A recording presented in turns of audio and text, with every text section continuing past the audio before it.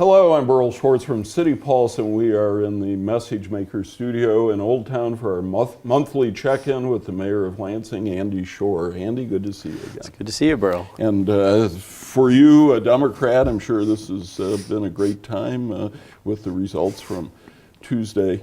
Why do you think the Democrats did so well and the Republicans got so little traction statewide? You know, it's the midterm of a Republican president who is very aggressive, and I think in the past, Democratic voters got a little complacent. You know, they had their president for a time; they had a majority, then they lost it. But I think people really stood up and were upset about President Trump, and those who were upset about it, they wanted to send a signal. That matched with really, truly excellent candidates. We have, you had Alyssa Slotkin running for Congress, who is middle of the road, national security. You know, she wants to go in and work with both sides of the aisle. It wasn't one side or the other. So I think matching the good candidates with the time, with the anger and the time and the pushback on the president, it led to Democrats coming out to vote, which is always a little bit hit or miss. But they came out to vote, and it propelled very good candidates. And it undercut the argument that bad weather favors Republicans. It did, for the first time that I can remember. You know, I went out and it was raining, and you're always worried. You know, I worked on a campaign years ago for a guy named Gary Peters when he was running for Attorney General, and it rained, and and Gary lost by 5,300 votes, and it rained. So that has always been the attitude, that Democrats are more fickle and they won't come out in the rain. But this election, the Democrats were intent on showing up, and students too. Yeah. And it probably didn't help that we had Proposal 1 to legalize recreational marijuana. Yeah. Might have appealed to some students. I think so. I think it did. I think so, but I think, when you look at the last time students came out big was when Barack Obama was on the ballot, especially the first time, and they had hope and they felt like they were engaged, and there was in social media components that hadn't been there before, and I think they were just engaged. I think they were engaged this time, and they were coming out regardless of the rain, regardless of the negative ads, regardless of any voter suppression. They were coming out. Of interest, obviously, is what might this tell us about 2020? So much changes in 2 years. Yeah. I really don't know. In 2008, Barack Obama won, and both houses of Congress won, and in Michigan, we controlled, the Michigan House and the governor. And 2 years later, and Democrats were flying high. 2 years later, in 2010, the Democrats lost everything. Mm-hmm. So I really don't know. I'm not willing to make a judgment on what this means for the next election cycle until we get closer. So come January 1st, you will have a Democratic governor, not only a Democrat, but someone you're close to. Yes. What's on your wish list? A lot of things. First, I want her to be able to get in there and start working with the other side of the aisle to get things done. Nobody really wants to see gridlock. We want to see both parties working together to get things done, and I think that benefits Lansing. I want to see economic development and an MEDC that provides support to our developers. I want to see revenue sharing come back to cities. I want to see support for police and fire. I want to see support for our roads. These are all the issues that we've been asking for a while, but having a governor who served in the state Senate, served in the minority, so knows how to work on both sides to get things done, someone who has come out and talked about very many of these issues. I'm pretty optimistic right now. Even seeing the new Speaker of the House, Lee Chatfield, coming out and saying, we were elected to get things done in Michigan, to work with each other. I think Lee Chatfield, I think Senate Majority Leader Shirkey, or incoming Senate Majority Leader Shirkey, I think they will work with Governor Whitmer, and I think that we can get a lot of things done in 2 years. Now, that's very optimistic, and a lot of times in politics, it's the first year you get things done, and the second year is an election year. So we'll see what happens. But I'm optimistic, and I'm hopeful that everybody is moving forward together. I know that the new state representative from Lansing is someone that you like a lot. Yeah, Sarah Anthony is fantastic. She worked in the legislature. She's a county commissioner. She's an education expert. Lansing, at least that 3/4 of Lansing in the 68th district is very, very fortunate. But Lansing is even more fortunate because we get 2 state representatives, and Kara Hope, who will represent the south side, or at least the middle of the south side, then the out county, she's also fantastic. So I think Lansing has 2 incredible women coming into the House. We continue to have Senator Hertel, who is an incredible leader for the state, and we're lucky to have him here in Ingham County. Again, Alyssa Slotkin going to Congress. I think we really have just incredible representation coming in on January 1st. The county commission remains strongly Democratic. Yeah. You have some irons in the fire with them. What are you working on with them? We always have irons in the fire with the county. When I was on the county commission, we worked with the city, so it's good to have a lot of friends there. You know, we work with them on park stuff. They have the parks millage, so we do a lot of applications for parks dollars, and we've seen that. We're working on court consolidation, so we'll see how that fleshes out. There'll be a lot of things that we work with the county commission on. You know, 911 is consolidated, and our police officers try and work with their 911. So we have a lot of pieces, and there are 5 new county commissioners, which will be an interesting transition. I don't think we've seen that many new county commissioners in a while, but several of them are friends. You know, Thomas Morgan's a friend. I've known Mark Polsdorfer for years, and he's over in Okemos. Darrell Slaughter is a friend. I think that we'll have, you know, a great county commission to work with, and they'll be very friendly to Lansing, and we'll work closely with them. I want to get back to court consolidation, but to finish up with politics, next year will be a city council election year. Half the city council will be up. Previous mayors, Bernero, Hollister, have gotten involved in city council races. Do you foresee that you would do that? Not at this point. You know, all 4 members that are serving, I believe Councilwoman Wood, Councilwoman Spitzley, Councilman Hussein, and Councilwoman Washington are all up for re-election, and as far as I can tell, they're all intending to run for re-election. I don't know, you know, who the challenges are going to be. I work very, very well with all 4 of those. So at this point, I don't see the need to get in and put resources in to be combative in an election when I'm working with these individuals. You know, I know Mayor Hollister in the past has had people that he saw were not moving the city forward. I know Mayor Bernero has had that same indication.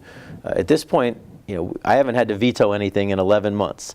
And we don't always agree on everything. We've had good conversation, but we've been able to get a lot of things through council in dialogue between myself that we propose things in council vetting them through. So I'm comfortable with the council as it is, but I'm not planning to get involved at this point because I don't know who's going to run, and I think each individual council person is going to stand on their own merits and make that argument to their residents. So that could change, but at this point, you know, a few days after the last election, I'm not ready to say that I'm going to get involved. Turning to some policy issues, one of the, of course, major changes in Michigan is that recreational marijuana was approved, and you expressed, concern last time we talked that if you opened up the medical marijuana ordinance, it might not spell a good outcome for believers in marijuana, supporters of legalization. Now we've got recreational legalized. Do you have any concerns about whether City Council is going to embrace recreational? Yes. Well, you know, in the media, in the State Journal yesterday, there was a big article that talked about which cities are going to opt out. It is not my intention to opt out. I do believe 3/4 of the city of Lansing voted, 70%, not 3/4, 70% of the city of Lansing. It's close enough, right? On the east side. Right. Yeah. 70% of the citizens that voted in the last election voted in support of Proposal 1. I will not support opting out. I think that that there's a regulatory structure we can put in place. We're going to have 25 medical marijuana dispensaries, and I will be supportive of allowing recreational as well marijuana to be sold through those 25. So we will have an infrastructure in place. The process is there's a year for the state to set the rules, and once they set the rules, then people can start applying to the state for recreational licenses. Those who have a medical marijuana license get first priority. So once we have 20 and then another 5, they can apply to the state for that license once the rules are set. And then after that, anybody else can apply. I would be supportive of and I plan to look at and potentially propose, regulations for the recreational side. But we are under the law, you are opted in automatically, and you have to opt out. And it's my intention to remain opted in and just figure out what that regulatory structure is. Do I have 5 votes on council for that? I don't know. Do they have 6 votes on council to opt us out? I don't think so. So council gets to legislate, and if they have 5 votes to send to me opting out, I would not be supportive of that, and that's the process. So I'd like to get together and talk about how we can properly regulate recreational. We have time because you have a year and then another year for the licenses to be given out before it's kind of the Wild West again. So I'd like to figure out the right system, but I am not supportive of opting out. The new law, regardless of whatever the regulation is, provides quite an incentive for local governments to allow recreational. Talking about money.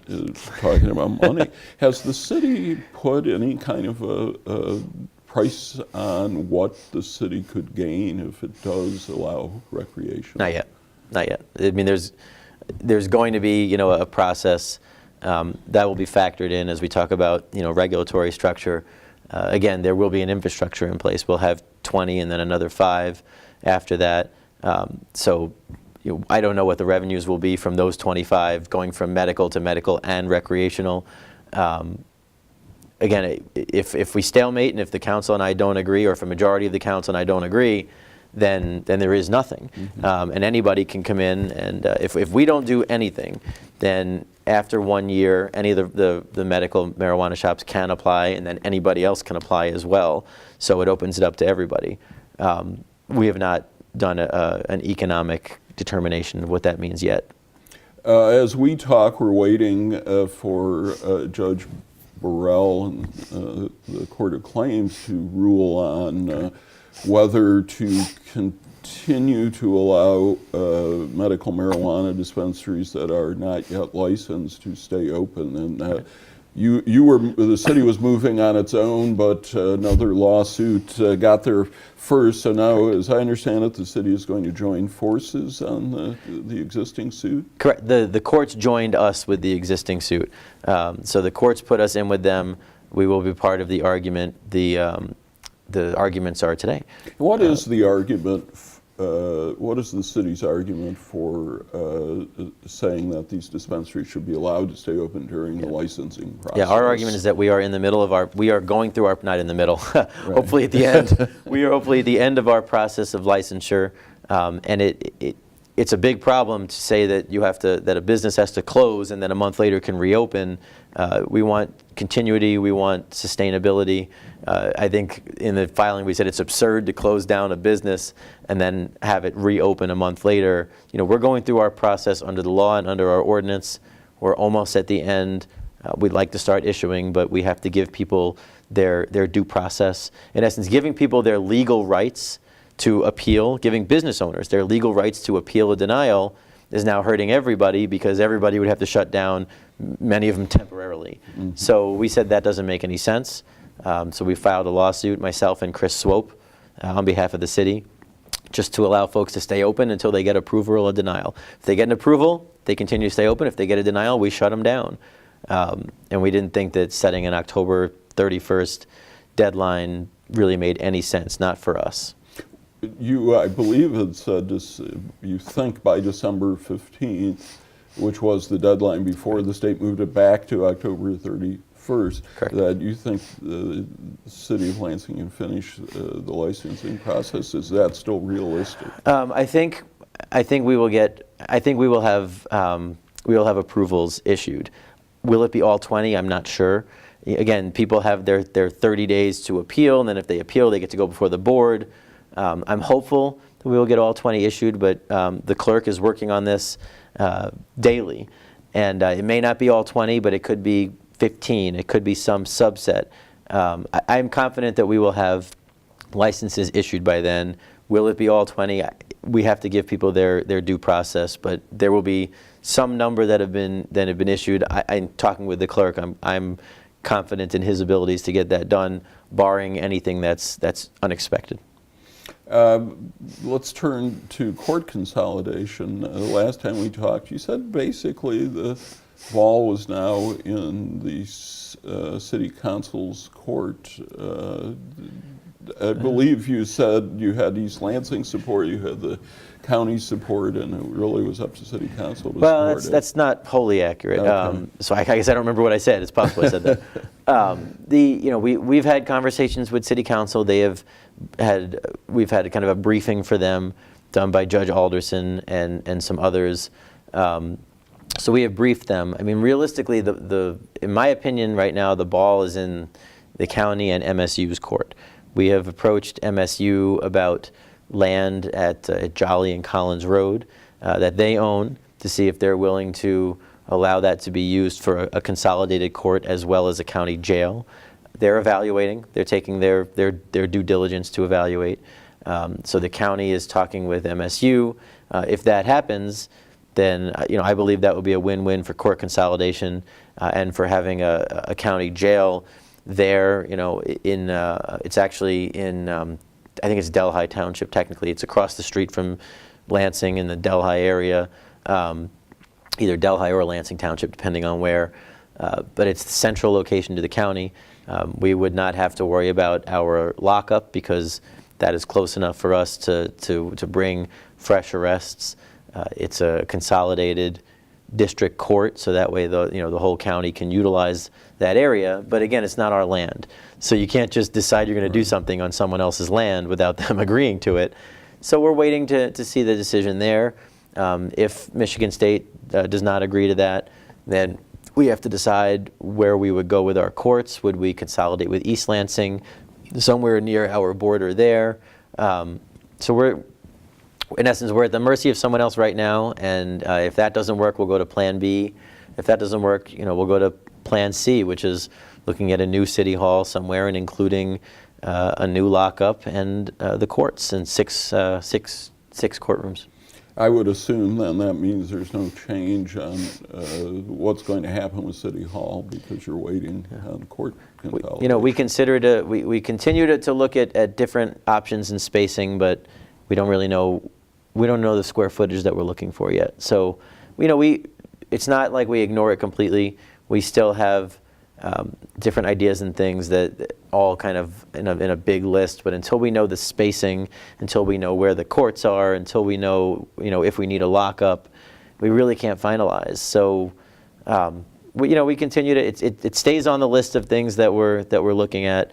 I'd love to get it done by the end of the year. I mean, you know that we continue to want the Beitler proposal for Old City Hall. I think he told you, or the State Journal, he told you that he wanted it by the end of the year, and we'd love to have that also.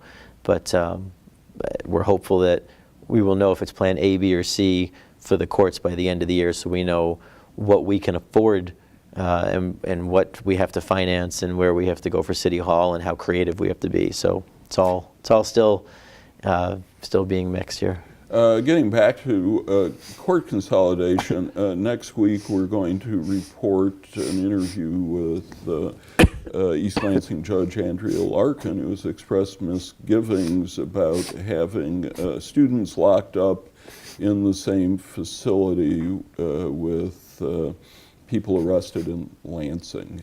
Your reaction to that? Curious to see the story. I think that we have crime in Lansing, just like they have crime in East Lansing, just like there's crime in Meridian or Delta or Delhi or anywhere else. We all have crime. And we have students here, they have students there. I think that a court consolidation would save us money, would save East Lansing money through efficiencies. Having judges for the entire county is how it's done in in every county except 6, and we are one of the 6. She's of course welcome to express her opinions and views. I will see what she has to say to you publicly and either agree or disagree, but I would encourage you to talk to Judge Alderson and several of the other judges. Even judges disagree with each other, and I know for us, we think this is a good move. For Mayor Meadows, who I've been working closely with on this, he thinks it's a good move, and he is elected by the citizens of East Lansing, and I think he will be doing his best for his citizens, just like I'll do my best for Lansing residents. Development issues. The old Y has it's either down or mostly down. We're waiting for ground to break on Michigan Avenue for the Meyer grocery store and the hotel. But where do things stand on the big one, which is the Renaissance, the Red Cedar Renaissance development? I believe today being Friday, is the day when we're expecting the brownfield plan and all the information that they're providing us. As soon as we have all that information, we'll bring it to our brownfield board. They'll approve a brownfield plan. These are all kind of the economic development tools that we knew were coming, that when we passed the development agreement through council a few months ago, we said next is the brownfield plan. Well, now it's the brownfield plan, and assuming that comes in and it's everything that we agree to and we expect, and council approves it, then they would start the project probably before the summer next year. I want to say early next year, but I don't know if it's April, May, somewhere in that neighborhood. I think they would start digging. I mean, they have to do whatever remediation, and if there isn't any environmental, they have to run their brownfield plan. But assuming it all comes in today and everything works out for the brownfield plan, then the next steps are moving forward. We've got in the background, there have been experiments with what to do with Michigan Avenue. Anything going on there? We did a lot of work with that, re-envisioning the avenue. Took a lot of comments, and we'll continue to process those comments. The reality is we're not going to change the infrastructure of Michigan Avenue until we have to fix the road again. 2-3 years ago, they overlaid over. Michigan Avenue was in real bad shape. You remember? You're on Michigan Yes. Avenue, and we put the city put an overlay, but that's going to last about 5 years. That's going to start breaking up because it was a Band-Aid. When the point comes that starts breaking up, we are working on a plan. So that's the timing. Yeah, it's probably 2 years or so. I mean, unless the road lasts longer, we don't want to break up a road that's in good shape to change it. But when we next fix Michigan Avenue, we'd like to see if there what the plan could be moving forward. I mean, I still like the idea of putting more tables and chairs on sidewalks and putting bike lanes or scooter lanes out, and then putting some bump outs out on the other side, so you have these protected pedestrian lanes. Even if we have to shrink the avenue by a lane on each side and make it one lane, it's slowing the traffic down, it's promoting the businesses, it's providing people avenues to stop and eat, it's providing walkability. There's always going to be people who are upset that they can't go 45, 50 miles an hour down Michigan Avenue to get to East Lansing in the capital. But we've got Saginaw and Oakland on the north side, we've got the highway on the south side. This is one of our main business districts. So it's interesting how 6 months ago scooters were on nobody's radar screen, and suddenly we're talking about a scooter lane. Yeah, well, I guess in Kansas City they actually created scooter lanes. Yeah, makes sense. It does make sense because nobody wants them on the sidewalks because I hear from people they're dangerous, they're going to run over a pedestrian, and yet putting them kind of on the side of the street, then you got cars there, so there could be scooter lane, bike lane. So we're going to explore all of that as we. That's great. Yeah. The traffic circle. So I see the The red Christmas tree bulbs are back. I didn't think we were going to see them again for some reason. Well, this year we had every intention of putting them back up this year because Okay. there's still a conversation about what's going to be permanent in that circle. We painted them, so they're a deeper red, and then the kind of the tops were painted this metallic, so they actually look like ornaments. In the past, they just looked like big, Right. these big red balls. Now they actually look like ornaments with the top painted. We put snowflakes on them, so we changed them a little bit. And I've actually had a lot of people comment about how they like the kind of the redesign of the ornaments. But we have time. We knew we weren't going to have a sculpture made this year, so we have time. It's my intention to kind of start over in January with how we go. There have been a lot of different proposals.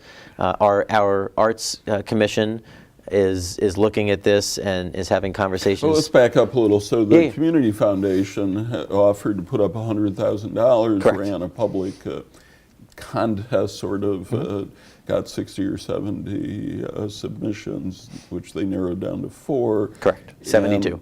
Okay, and so once it got down to 4, take it from there.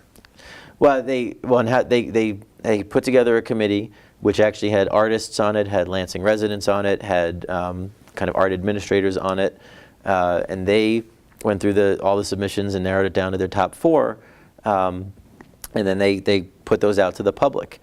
There's been an interesting reaction. I mean, it's art, so art is always going to see people who love it and people who hate it.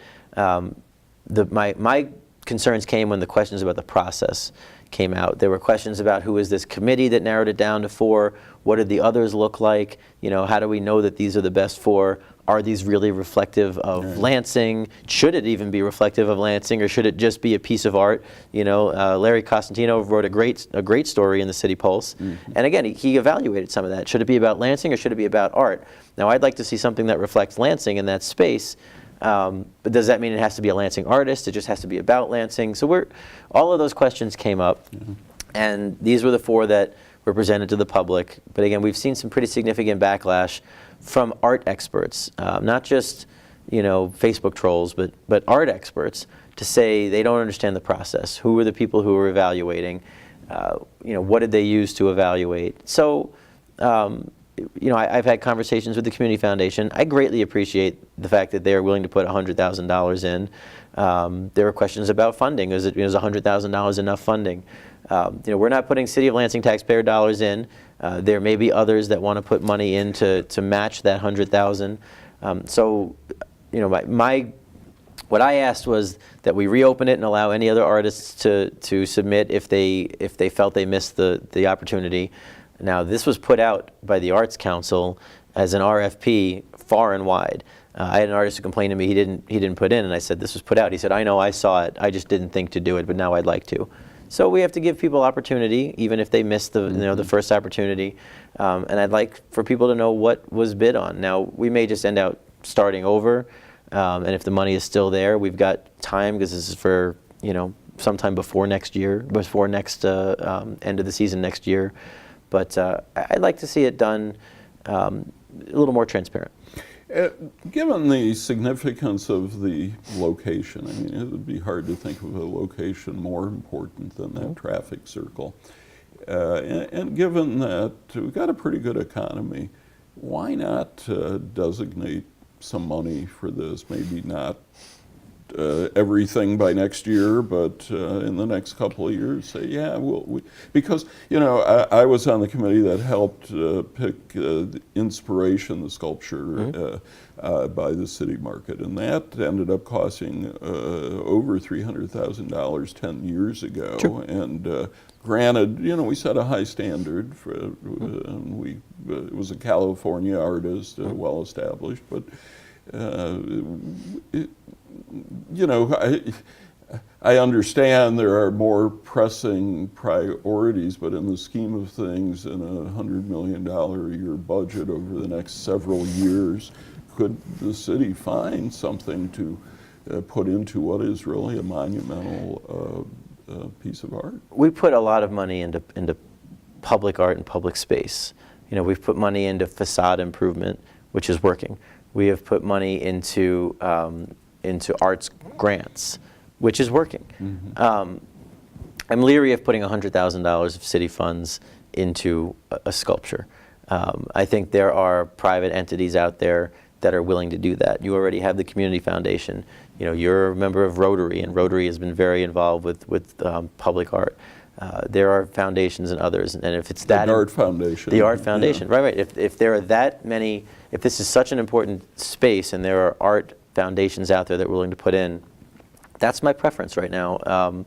I don't want to wait a few years. I want us to take a look and see, and maybe we do wait a few years. Maybe the ornaments stay there a few years, but at this point, we've got an organization, the Community Foundation, that has committed $100,000. I've got artists telling me they can do it for $100,000. They can do a good enough piece.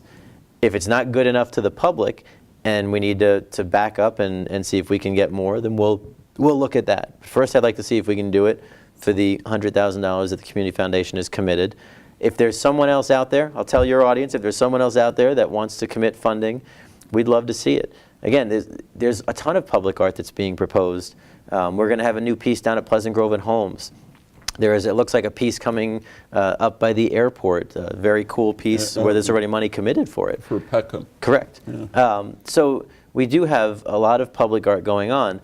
We've got a lot going on in the downtown. You know, we've got a soccer team coming in. We've got a grocery store and a hotel in the Stadium District. There's a lot going on in the downtown, and to put $100,000 there, you know, why not put a piece down on the south side? Why not put a piece on the east side? There was no city dollars put into the piece that's over by I-5 that you were involved with, Inspiration. So I'm hesitant right now in the beginning. So you feel it just may not be necessary? I feel that it can happen organically. Yeah. And if it doesn't, then we'll have the conversation. Yeah, okay. I don't know that there's anything else pressing on my mind. Anything else you'd like to bring up? Anything new? Oh, Lord. I mean, you've covered most of the big issues. Yeah. You know, we're working on a lot of things. How are the roads coming? You know, the roads are coming. Our road plan is a good plan. We've put a plan online. We have fixed several major roads and a lot of the minor roads. 48 hours and a pothole is fixed. We saw more money from the state last year at the end of the year, so we're going to see more projects next year. You know, we had been getting $5 million a year, and now we're getting a little bit more than that. We got an extra $1 million. We got a bump. We're doing our CSO work, so our combined sewer overflow. So if you live in the Morris Park area, there's cranes everywhere, and you're getting your sewers separated. Now you're getting all new roads, not all in Morris Park, but a good chunk of it.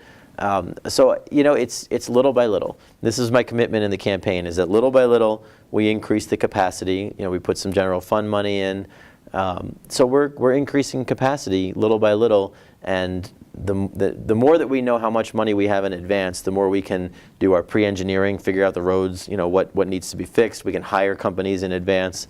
So I'm confident that in the spring, when the snow melts, now it's just snowing, right. but when the snow melts in the spring, we'll have a lot of road work going on. I wish we could fix every road immediately, but we don't have the money for it, nor do we have the contractors or the staff to do it. We plan to work with Governor Whitmer to fix the damn roads, and I'm hopeful that the state will send us more money with enough time for us to hire the contractors and put them on the roads to fix those roads. I think that the major roads will be in better shape over the next few years. Now, you know, I have people who work downtown and say, well, but Capitol Avenue is a major road, you haven't fixed that. That's because we have CSO work. We're actually we're gonna do a temporary fix on that, like we did with Michigan Avenue, and then it hits the CSO project list in a few years. So we're navigating it. It's, you know, have we fixed all the roads in a year? No. Are they about to get worse again? Because it's gonna, you know, we're now gonna have a freeze and thaw. It's you know, it's snowing today, but it's gonna melt, and then it's going to snow, and then it's going to melt, and the water's going to break up our roads again. So all the progress we've made, we're going to fall behind a little bit, because a lot of those potholes we fixed are now going to break up again. So it's a continual challenge. You know, if we lived in Florida, you could fix the road and it stays that way forever. But we live in Michigan, and we have a freeze-thaw cycle. What about overnight parking, speaking of roads? Where do things stand? Overnight parking, the City Council had 4 public hearings. They're looking at amending the 2 to 5 ban. I'm supportive of that, as long as it's done the right way.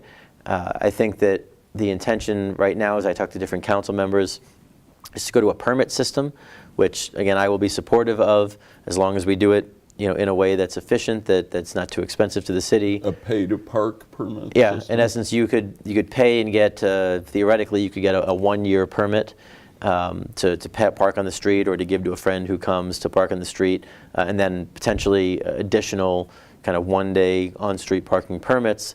But when we do that, we have to have more enforcement. We have to have more enforcement, so that no one's going to buy a permit if they don't think they're going to get ticketed. But we can put, with the permit fees and then the tickets that we issue, we can have parking enforcement staff that can then enforce those who decide not to get a permit. So we're looking at all the numbers for that. Now, people who have been parking on the street illegally for years are not going to like it when they suddenly get ticketed, or they're going to have to buy that permit. So we'll have to have a reasonable fee. And but council's working on a lot of that, and I have weighed in with council members, and will continue to, on what I can support. And hopefully we can have a system that will allow people to park on street. I'd also like to see a system where it's different depending on where you are in the city, because parking on the street in the east side is very different than parking on the street in the south side. South side, you have wider roads and more space. On the east side, not so much. Mm-hmm. There are thinner roads on the west side, thinner roads. So I think all of those need to be baked in, so we'll be very deliberative. Again, the Council Public Safety Committee is working on it. They'll send it to their committee of the whole. We will be involved in the whole process. All right, you have your thermal underwear ready for your first Silver Bells as mayor? Second, it's my first as mayor, but Mayor Bonero last year offered us a coach, and we were on the riser. And that was a very nice thing of him to do, and I still appreciate it. It was cold. Yeah. It was cold, there's no doubt. It was cold, but I really enjoyed it. I always look forward to Silver Bells. And now I'm going to have an inauguration on January 1st to attend. I assume it's going to be outside on the Capitol lawn right here in the city of Lansing, so I'll need my thermal underwear for that. That's great. Well, Mayor Schor, thanks so much for being on the program with us. It's a great time as always, Berl. All right, we'll be back in December for City Pulse and Message Makers. Thanks so much for watching. I'm Berl Schwartz.